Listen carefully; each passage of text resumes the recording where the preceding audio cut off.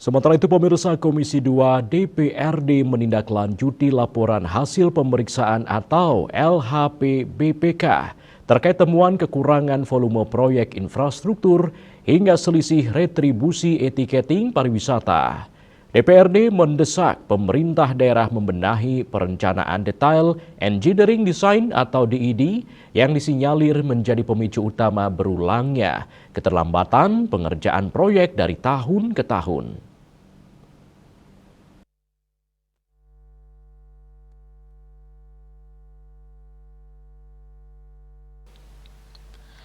Dalam rapat dengar pendapat bersama 3 dinas mitra kerja, Komisi 2 DPRD menyoroti sejumlah temuan BPK. Di Dinas Pekerjaan Umum, temuan berupa kekurangan volume serta pengerjaan fisik yang tidak tepat waktu telah ditindaklanjuti dan diselesaikan dalam tenggat 60 hari. Sementara di Dinas Pariwisata, BPK menemukan selisih retribusi e-ticketing di 2 daya tarik wisata DTW, yakni Lemukih dan Sekumpul, dengan total selisih mencapai 278 juta rupiah akibat ketidaksesuaian tarif dan aturan lama.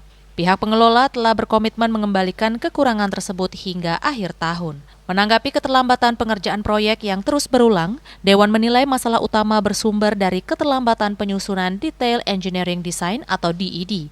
DED yang baru dibuat pada tahun berjalan membuat proses tender ikut tersendat.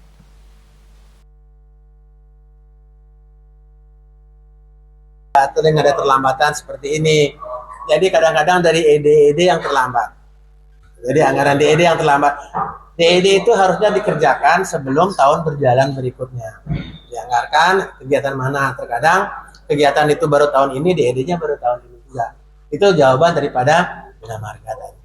Dan kami sudah minta jangan sampai istilahnya kalau secara terus-menerus seperti ini kita mau evaluasi gimana kinerja PU terhadap perencanaan daripada perbaikan jalan.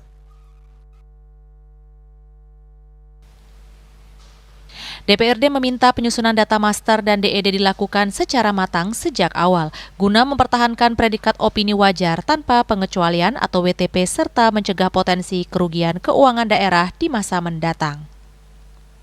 Yasari Yuli, Bali TV.